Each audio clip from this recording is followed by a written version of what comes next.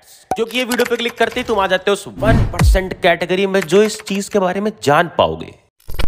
ये मैं कैसे फैक्ट के साथ बोल रहा हूं कि ये चीज इतनी इंपॉर्टेंट है, क्योंकि जब मैंने इस सीबीएसई 10th टॉपर का इंटरव्यू लिया तो इसके पहले हमने ऑलमोस्ट 50 लोगों से बात की थी जिनके 95% से ज्यादा मार्क्स आए थे, 97, 98, 99 वाली कैटेगरी के स्टूडेंट से। उनमें एक चीज कॉमन देखी कि सबके सब बना रहे थे एंड नोट्स जैसी एक चीज।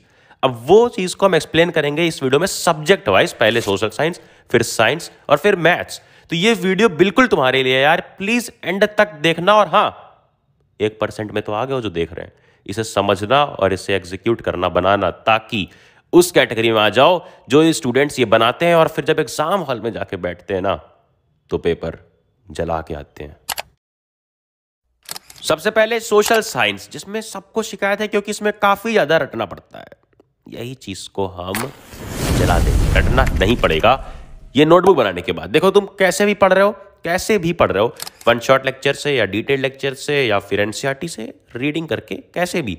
इसके बाद क्या करना है, इसके बाद जाना है और देखना है सारे इंपॉर्टेंट क्वेश्चंस को एक बार, कि कैसे कैसे क्वेश्चंस पूछे जा रहे हैं। ये कहाँ से देखेंगे, तो जो एनिमेटेड लेक्चर्स हमने प्रोवाइड किए ना, एनिमेटेड लेक्चर्स 1 hour 1 shot वाली जो सीरीज है, जिसमें 1 घंटे में हमने सब कुछ कंप्लीट किया एक चैप्टर का। डिस्क्रिप्शन में जाना उस वीडियोस के और वहां मिलेगा तुम्हें एक वर्कशीट का पीडीएफ, जिस पीडीएफ में ऑब्जेक्टिव, सब्जेक्टिव, इमेज बेस्ड हर क्वेश्चन है। इसमें सब्जेक्टिव वाले पार्ट पे जाना जो काफी इंपॉर्टेंट है, और यहाँ पे देखना कि कैसे क्वेश्चन पूछे जा रहे हैं। ये सबसे ज्यादा इंपॉर्टेंट क्वेश्चन हैं इन चैप्टर के। अब जो नोटबुक तुमने बनाई है, उस नोटबुक को उठाना, उसमें वो इंपॉर्टेंट क्वेश्चन लिखना, एक चैप्टर का हेडिंग डालना ऊपर, जो भी चैप्टर है वो क्वेश्चन लिखना उसके इंपॉर्टेंट, और उसके आंसर की जगह पे आंसर ना लिखना, उस क्वेश्चन के नीचे लिखना सिर्फ एक वर्ड जो रहेगा उस आंसर का मिमोनिक। अब ये मिमोनिक क्या होता है? मिमोनिक्स मैंने सारे उन लेक्चर्स में तुम्हें बताया है। एक वर्ड होता है जिससे हम पूरा आंसर याद कर सकते हैं।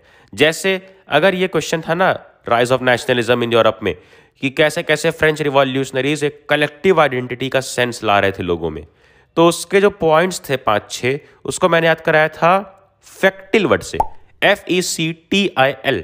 तो अगर तुम क्वेश्चन लिखते हो वहां पर, कि जो क्वेश्चन लिखा तुमने, फिर उसके नीचे आंसर में तुम सिर्फ फैक्टिल लिखोगे, FECTIL।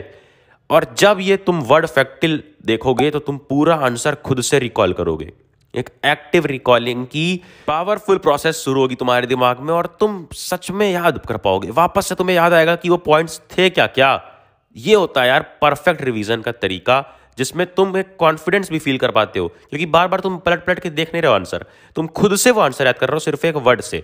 अब वो वर्ड होगा कभी तो कभी कुछ लाइन भी हो सकती है, जैसे नेशनलिज्म इन इंडिया वाले चैप्टर में, कि कैसे कांग्रेस की वजह से 2 सेक्शन में हमेशा वो रहता था, एक फाइट रहता था। वो कैसे मैंने याद कराया था, एक लाइन से, दूसरों का ही सोचो कांग्रेस। और इस लाइन में ही DKHSC से 5 पॉइंट्स थे। ये सब तुम्हें कहाँ मिल जाएगा यार, ये सब तुम्हें SST के लेक्चर्स में मिलेगा, लिंक तुम्हें डिस्क्रिप्शन में मिल जाएगी चैप्टर्स की। बट खुद से भी तुम बना सकते हो कुछ कुछ आंसर्स के। तो क्या करना है, इंपॉर्टेंट क्वेश्चंस नोट डाउन करना है, और उसके नीचे एक वर्ड या एक लाइन जिससे तुम्हें पूरा आंसर याद आ जाए, वो हिंट मिल जाए, बस उतना सा करके छोड़ देना है, और एक्टिव रिकॉल करके तुम खुद याद करोगे। और इसी चैप्टर वाइज जो तुम बना रहे हो ना, इसी पेज में, इसी नोटबुक में ही तुम्हें नोट कर लेना है वो चीज़ें जो तुम भूल जा रहे हो। जैसे हो सकता है कि तुम भूल रहे हो कि कौन सी डेट्स पे सत्याग्रह हुआ था, कहाँ पर वो मैप बेस्ड क्वेश्चन की कहाँ पर सत्याग्रह हुआ था, तो वो सब चीज़ भी नोट कर लोगे जो तुम भूल जा रहे हो। फिर एंड में जब बाकी बच्चे पूरा पूरा 1 shot देख रहे होंगे, पूरा पूरा रिवाइज कर रहे होंगे, तो उस टाइम पे तुम सिर्फ ये अपनी एक नोटबुक रिवाइज कर रहे होगे, और पूरा का पूरा चैप्टर का तुम वो पार्ट रिवाइज कर लोगे जो पार्ट में तुम्हें कंफ्यूजन थी, जो पार्ट तुम भूल जा रहे थे, जो पार्ट इंपॉर्टेंट है, और जो पार्ट में तुम मिस्टेक करने वाले थे। मस्त प्लान है।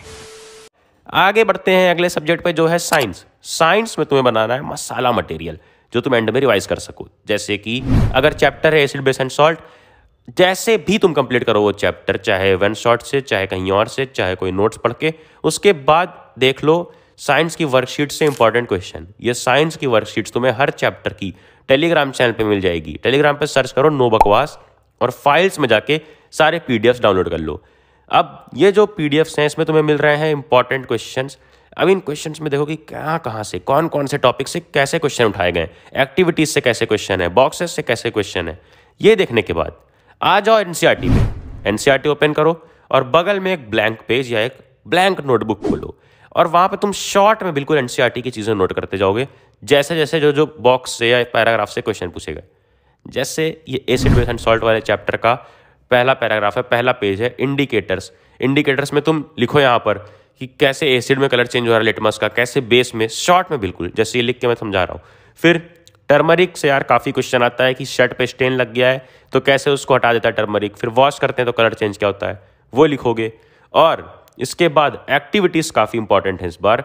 तो जैसे ये एक एक्टिविटी जो काफ़ी इंपॉर्टेंट है कि स्लेग लाइम और वाटर मिलकर बनाएगा मार्बल, तो उसको तुम बिल्कुल एक लाइन में एक इक्वेशन में लिख सकते हो और एरो बना के लिख सकते हो कि अगर और कार्बन डाइऑक्साइड ऐड करते हैं इसमें तो बन जाता है कैल्शियम हाइड्रोकार्बोनेट, जो डिसॉल्वेबल होता है वाटर में, मार्बल नहीं होता है, जबकि ये डिसॉल्वेबल होता है। इसी से घुमा के उल्टा सीधा कुछ भी केस बेस बना देंगे, कुछ भी बना देंगे। बट अगर तुम्हें एक कॉन्सेप्ट याद है जो तुमने लिखा भी है, एंड में तुम रिवाइज भी कर लोगे, तो तुम बिल्कुल गलती करने के चांसेस अपने मिटा दे रहे हो, इरेज कर दे रहे हो इरेजर लेके। भाई मजा आया। इसी तरह से जो भी चीज़ें हैं जो तुम भूल सकते हो वो तुम्हें नोट कर लेनी है। और इसमें भी जो इंपॉर्टेंट क्वेश्चंस हैं वो तुम एक बार सिर्फ क्वेश्चन लिख सकते हो कि एंड में तुमने उस चैप्टर के 10 क्वेश्चंस देख लिए और तुम्हें कॉन्फिडेंस आ गया कि हाँ मैंने हर चैप्टर के हर टॉपिक के हर इंपॉर्टेंट क्वेश्चन को एक बार रिविजिट कर लिया है। देन अगला सब्जेक्ट है मैथ्स, जिसमें सबकी कंप्लेन ये रहती है कि चैप्टर 3, 4 अगर हम लगा लेते हैं उस टाइम पे तो क्वेश्चंस बन जाते हैं, बट जब हम चैप्टर 7, 8 पे पहुंच जाते हैं तो वही चैप्टर 3, 4 के अगर सेम क्वेश्चंस भी हमारे सामने ला के रख दो तो हम वो क्वेश्चन में गलती कर देते हैं, बिल्कुल ब्लैंक हो जाते हैं कि यार पहला स्टेप क्या होगा। तो यही पहला स्टेप गेस करने के लिए तुम्हें बनाना है मैथ्स में भी एक नोटबुक जो तुम एंड में पढ़ के जाओगे। तो कहीं से भी तुम मैथ्स पढ़ रहे हो, कहीं से भी उसकी प्रैक्टिस कर रहे हो, क्वेश्चन बैंक, सैंपल पेपर्स, कहीं से भी मैथ्स पढ़ रहे हो, एक चैप्टर कंप्लीट होने के बाद इस नोटबुक जो तुम बना रहे हो ना, इस नोटबुक में लिखोगे उसके सारे फॉर्मूले, एक फॉर्मूला शीट टाइप की बना लोगे सिर्फ उस चैप्टर की, और लिखोगे उसके इंपॉर्टेंट क्वेश्चंस जो उसमें तुम हर बार फंस जा रहे थे, जिस टाइप के क्वेश्चन में तुम हर बार फंस जा रहे थे। फॉर एग्जाम्पल जैसे अगर ये है सरफेस एंड वॉल्यूम, पहले सारे इंपॉर्टेंट तुमने फॉर्मूले लिख लिए, उसके बाद ये क्वेश्चन इसमें तुम हर बार फंस जा रहे थे और गलती क्या कर रहे थे, ये जो लिखी हुई है ना पेन से, ये चीज़ तुम्हें लिखनी है, जो तुम गलती कर रहे थे वो लिखनी है। अब ऐसे तो हम कितने क्वेश्चंस की गलतियां लिखेंगे, काफ़ी सारे क्वेश्चंस हैं, तो सिर्फ 3 सोर्सेज उठाने हैं।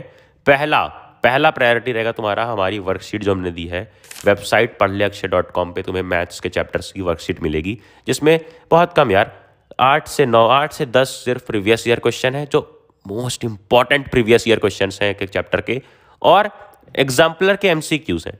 तो इसमें तुम क्वेश्चन जाके सॉल्व करना, और जिसमें तुम्हें लग रहा हो कि गलती कर सकते हो या गलती हो जा रही है वो क्वेश्चन नोट कर लेना। देन अपनी एनसीईआरटी बुक के, चाहे वो एग्जाम्पल्स हो, चाहे वो सॉल्व एग्जाम्पल्स हो, चाहे वो क्वेश्चन हो, कुछ भी हो, एनसीईआरटी के एक एक क्वेश्चन में जहां तुम्हें लग रहा है कि बार बार गलती हो रही है, जिस टाइप के क्वेश्चन में गलती हो रही है, वो क्वेश्चन और उसका सॉल्यूशन नोट डाउन कर लेना है। और नोट डाउन करनी है वो ट्रिक, वो पहला स्टेप, क्योंकि मैथ्स में हम पहला स्टेप अगर जान जाते हैं तो अपने आप सॉल्यूशन कर ले जाते हैं। वो पहला स्टेप जरूर से नोट डाउन करना है। और तीसरा सोर्स तुम्हारा रहेगा एग्जाम्पलर, जो मैंने बता ही दिया। अगर तुम स्टैंडर्ड वाले हो तो ही एग्जाम्पलर के, स्टैंडर्ड वाले जो स्टूडेंट्स हैं वो ही एग्जाम्पलर के सब्जेक्टिव क्वेश्चन सॉल्व करेंगे, वरना नहीं। बेसिक वाले स्टूडेंट्स सिर्फ एग्जाम्पलर के ऑब्जेक्टिव कर लोगे तो भी तुम्हारे लिए काफ़ी होगा, और खतरनाक कॉन्फिडेंस तुम्हारा बन जाएगा यार उसके बाद मैथ्स में। इस तरह से तुम्हें हर सब्जेक्ट में कॉन्फिडेंस अपना बिल्ड करना है। बनानी है ये नोटबुक्स, ये मसाला मटेरियल्स है जिनको तुम एंड में रिवाइज करोगे। जब बाकी बच्चे फिर से वन शॉट देखेंगे या फिर से पूरा इंपॉर्टेंट क्वेश्चंस का PDF पेज या फिर क्वेश्चन बैंक, सैंपल पेपर पढ़ेंगे, तुम सिर्फ अपनी खुद की मिस्टेक्स पढ़ोगे जहां तुमने गलतियां की थी, ताकि एग्जाम टाइम में वो गलतियां रिपीट ना करो।